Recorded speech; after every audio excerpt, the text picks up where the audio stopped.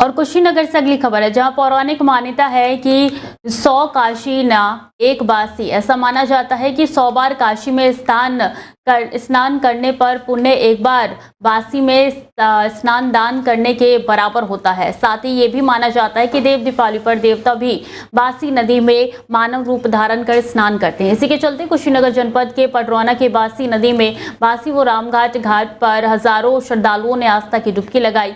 इसी बासी नदी में भगवान श्री राम ने अपनी बारात के समय स्नान दान किया था, जिसके बाद कार्तिक पूर्णिमा के दिन इस घाट पर मेला का आयोजन होता है। इस मेले में पड़ोसी देश नेपाल सहित पड़ोसी राज्यों व बिहार, उत्तर प्रदेश के कई जनपदों से काफी संख्या में श्रद्धालु आते हैं और आस्था की डुबकी लगाकर दान पुण्य करते हैं। भगवान से अपने घर परिवार सहित देश की सलामती व सुख समृद्धि की कामना करते हैं। कार्तिक पूर्णिमा के दिन बासी नदी में स्नान दान का बहुत बड़ा महत्व है। इसी के कारण पडरौना के बासी घाट पर भव्य मेला का आयोजन होता है, जिसमें आस्था की डुबकी लगाने व मेला करने जन सैलाब उमड़ता है।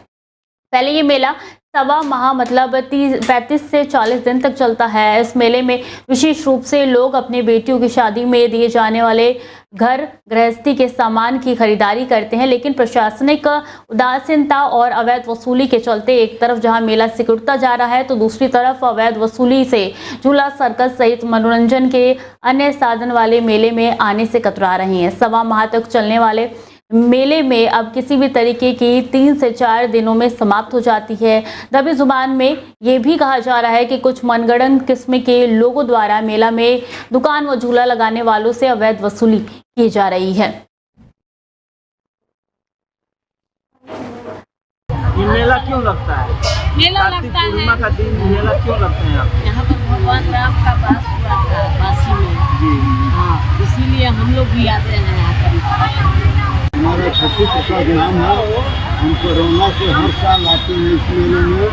इस मेले का परिधान यह है कि जो है भगवान राम जो बारात लेकर के जो है जनकपुर से लौटे थे, तो इसी रास्ते से गए थे अयोध्या और यहाँ बसे हुए थे। यहाँ बसेरा पड़ा एक रात और रामघाट पर जाकर स्नान किए।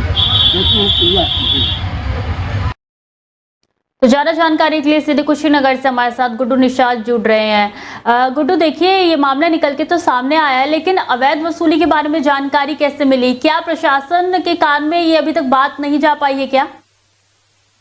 जी सृष्टि, आपको बता दें, जिस तरीके से ये बासी का मेला जो है, ये पौराणिक मान्यताओं के अनुसार ये कहा जाता है कि जिस तरीके से भगवान श्री राम बारात लेके गए थे, जब माता जानकी के साथ जब वापस हो रहे थे, तो यहीं पे विश्राम किए थे, जिसके वजह से ये कार्तिक पूर्णिमा का ही दिन था और सुबह उन्होंने स्नान किया था। इसके वजह से इस मेले की काफी भव्यता है और तभी से ये मान्यता है कि यहाँ पे नेपाल से भी लोग आते थे और पहले तो ये मेला काफी प्रसिद्ध हुआ करता था, क्योंकि जो क्षेत्रीय मान्यता है कि 16 महीने तक मेला चलता था। मतलब आपको बता दें 30 से 35 दिनों तक ये मेला चलता था और यहाँ पे जो पूरे क्षेत्र के लोग जो 10 किलो 20 किलो 25 किलोमीटर के रेंज के लोग जो जिनके घर बेटियों की शादी होती थी, वो अपने मतलब गिफ्ट देने की सामान जो होती है, लकड़ी का सामान यहीं के पास से खरीद के वो दिया जाता था।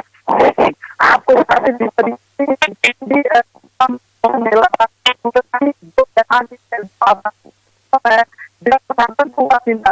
मेला का जो चला गया और आज की स्थिति है कि किसी तरह से 2 से 3 दिन या 4 दिन तक ये मेला टिकता है, उसके बाद खत्म हो जाता है। तो कहीं ना कहीं यहाँ पे अगर हम इसकी बात करें कि क्यों ये मेला सिकुड़ता जा रहा है, तो जो स्थानीय जो राजनीतिक लोग हैं दाव पेश करके और इन जमीनों पे कब्जा होता चला गया। सरकारी के नाम पे यहाँ पे अवैध निर्माण करा दिए गए, जो जबकि सीलिंग की जमीन है। इसके वजह से जो बड़े बड़े झूले हैं, सर्कस हैं या मौत के कुआं जैसी जो चीजें होती थी, जो लगभग कई दिनों तक चला करती थी, वो जब यहाँ नहीं आएंगे, यहाँ जगह सिकुड़ता जाएगा, तो फिर मेला ऐसे अस्तित्व खत्म हो जाएगा। बाकी आपको बता दें, जिस तरीके से अगर हम साफ सफाई और व्यवस्था की बात करें, तो जिला प्रशासन ने इसके 2 वर्ष पूर्व मेले की जिम्मेदारी लेकर के और यहाँ पे साफ सफाई से लेकर हर सुविधा दिया था श्रद्धालुओं के लिए।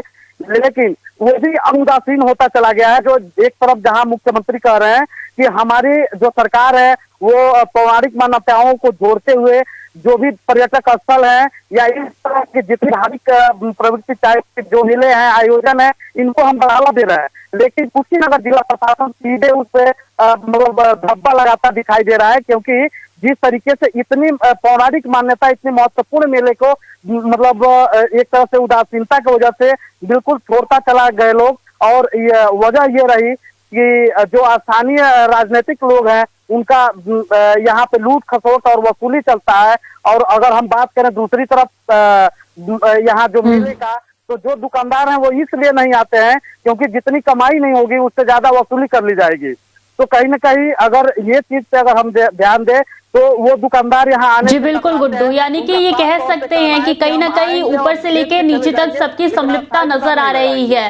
बिल्कुल इस खबर पे नजर बनाए रखिएगा, आपसे अपडेट लेते रहेंगे। बहुत बहुत शुक्रिया आपका तमाम जानकारियों के लिए।